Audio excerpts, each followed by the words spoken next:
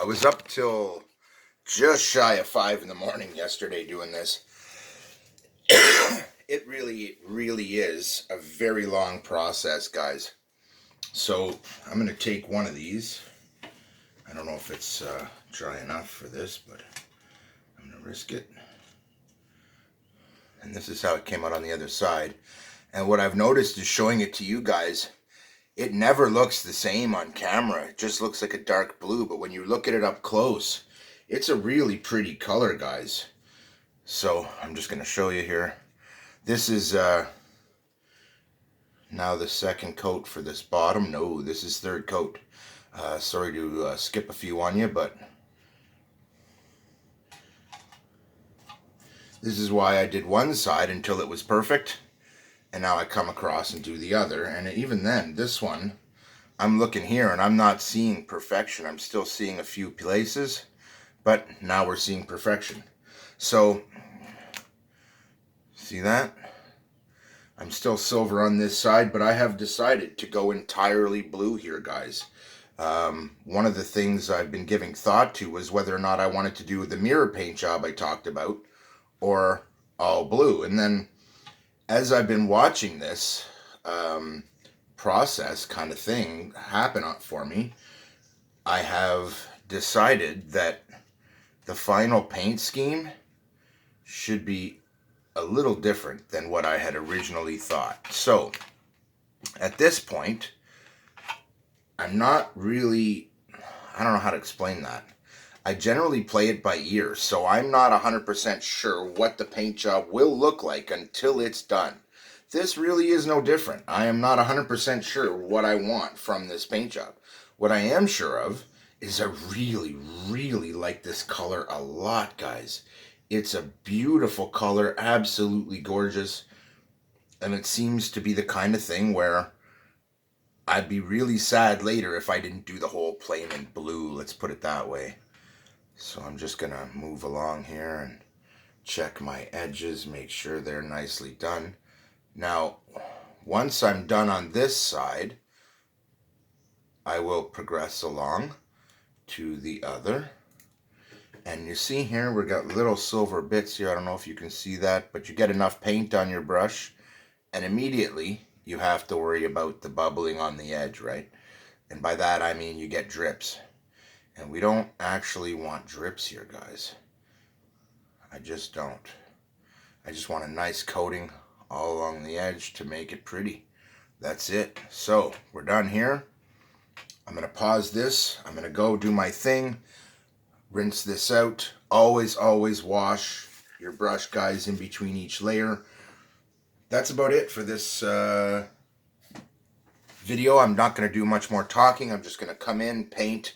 Every time I do, we'll get a little more depth of color. And this is looking like this is probably going to be the last for this particular one. Ooh.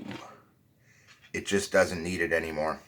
I think that on both of these, they're going to be finished. They might get one more coat, but that's about it. But I mean, these are still from last night, guys. This is now 8 coats on each of these. So, I mean, you know, it takes a while. Be prepared if you're going to do a technique like this to take your time and to make it happen slowly, because you do not want to rush this, guys. That being said, the end result will be worthwhile. I'll be back. Alright, so I am back. We're going to do the next quick round of painting here.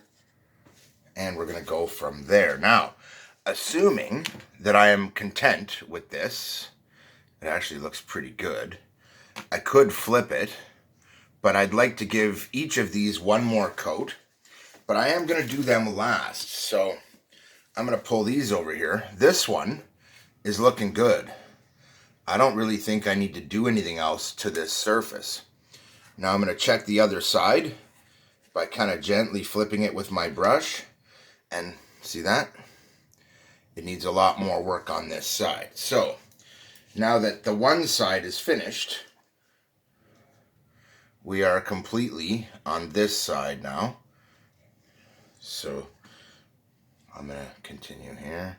Give it a nice light coating. that's all you want. Don't ever aim for full coatage in a single layer. Just don't. You'll always be disappointed if you attempt that, especially with a color as thin as this metallic blue. I mean, you really wouldn't know unless you work with metallic colors and see the difference in thickness right away. So I have given those two surfaces a quick once over. Now we'll do the same with these for their final layer. And of course there's going to be many layers on the other side now because I've decided to match this color on the other side. No big deal. All it needs is a whole bunch of coats of color and it will be as pretty as that. In fact, so far the only disappointment with this color is that it doesn't show up the same on camera as it does to the naked eye, which is somewhat disappointing in that you guys don't get to see it, which is unfortunate. In fact, I have my doubts as to whether or not you'll ever see it the way that the colors come to the eye. It's really quite nice, actually. This is a really lovely paint. I'm hard to impress with color because I've seen so many. Hell, I've created colors. If you look me up, I actually have colors to my name. Literally, I have colors that are my own colors. So, and that's not a new thing. That's an old thing from the 80s. And then when I did RC, I got a couple more colors. My own metallic blue, which is something I'm aiming for here. Very similar to the metallic blue that I have as my own. It's kind of a skyline blue, only a little bit lighter is one, and then I have a skyline blue that's a little bit darker. But essentially both of those are skyline blue. So now that I've got this set up, I'm going to take my edge and I'm just going to run the edge. This is one of the things you can do to make sure there are no drips, guys. And that works just fine. I was thinking there might be a drip on this edge, but it's not. It's fine. So I'm going to leave it like this. I am going to go again, clean out my brush for the next step. Is that enough color? This is not enough color to do the whole aircraft again, but it's close. So I'm going to come back, but I'm thinking that these two are finished. They look good. I'm getting good coverage. I'm feeling like I'm not going to need another layer on either one of these right away. And I'm feeling like once they dry, they'll be perfect.